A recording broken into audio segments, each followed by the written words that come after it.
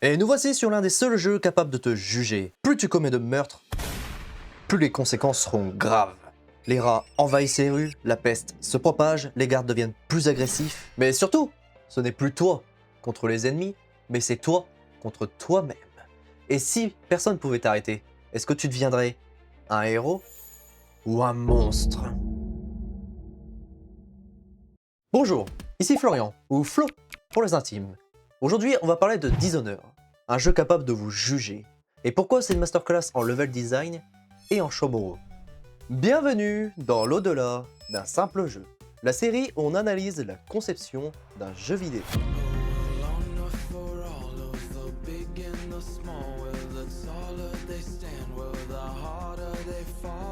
L'histoire nous plonge dans les années 1830, à Dunwall, une ville portuaire et industrielle qui est ravagée par la peste. Donc autant dire, c'est un peu la merde. Ouais. On y incarne Corvo Attano, notre protagoniste, où il rentre d'un long voyage. Son but? Revoir l'impératrice Jassamine Cadouin et la petite fille Emily, dans lequel il en est le garde du corps personnel. Mais c'est beau, tout est mignon, mais c'est Dishonored, c'est pas un conte de fées. Donc ça part vite en cacahuète. Tout bascule quand des assassins surgissent de nulle part, assomment Corvo Attano, tuent l'impératrice, kidnappent la petite fille, et, pour couronner le tout, il est accusé de meurtre. Son propre garde du corps. Quelle ironie. Vous le paierez de votre vie, Corvo. Emmenez-le. Et se retrouve en prison. 6 mois plus tard, il reçoit de l'aide par des résistants qui sont eux aussi à la recherche de réponses. Et c'est comme ça que commence grosso modo le jeu Dishonored. Et j'en dirai pas plus car mon but étant de vous donner envie d'y rejouer, ou d'y jouer tout court. Donc, voilà. Le jeu a été développé par Arkane Studios, où ils se sont inspirés de Londres du 19e siècle en reprenant des histoires réelles afin de pouvoir créer un monde crédible. Et le jeu a été édité par Bethesda.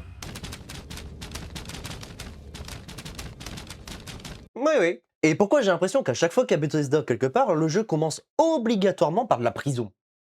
Bref, c'est pas le sujet.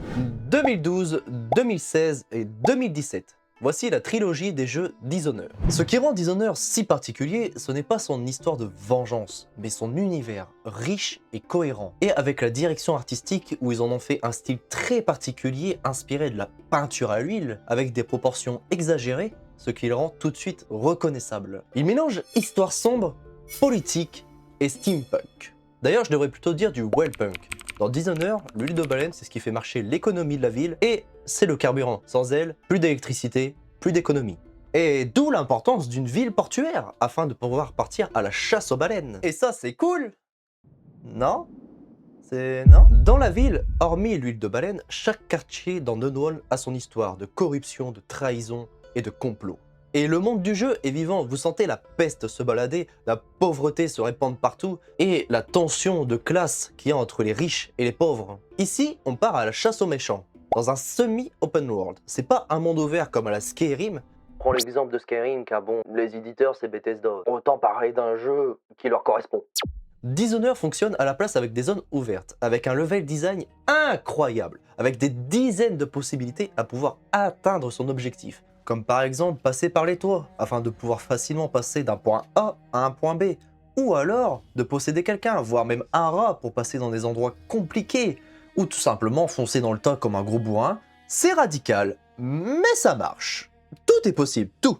Et chaque mission devient un puzzle créatif. On façonne le monde à notre façon. Et notre réputation aussi, grâce aux choix multiples. Si vous avez des préférences pour être discret ou violent, tuer ou épargner, résoudre intelligemment ou foncer bêtement, chaque action que vous faites auront des conséquences sur la ville et sur l'histoire. Et ça, c'est le système de chaos. Le système de chaos est un élément important de ce jeu. Metro 2033 possède un élément semblable, dans lequel il juge la personne sur sa moralité.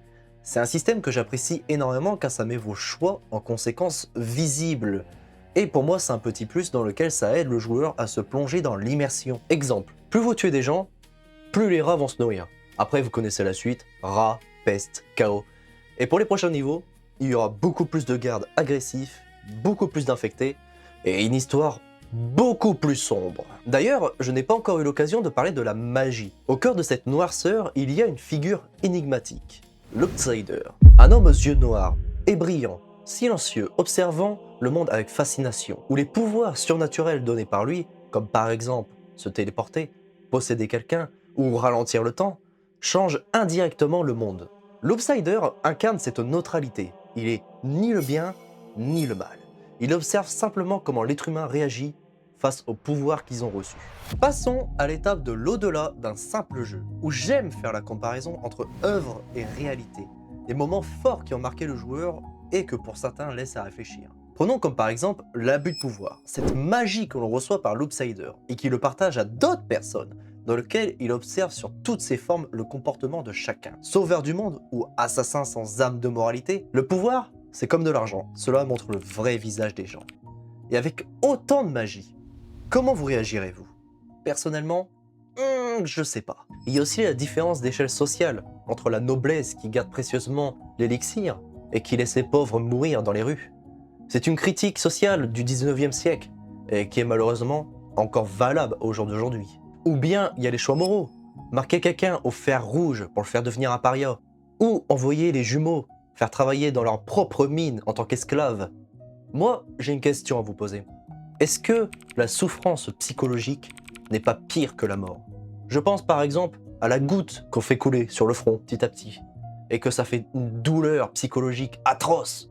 Ça le fait torturer la personne pendant des heures et des heures. Est-ce que c'est pas pire que la mort? Bref, Dishonored c'est bien plus qu'un jeu d'infiltration. C'est une réflexion sur le pouvoir, la vengeance et les traces qu'on laisse derrière nous. Si vous n'avez jamais encore joué à Dishonored, je vous le conseille vivement. Allez-y, foncez.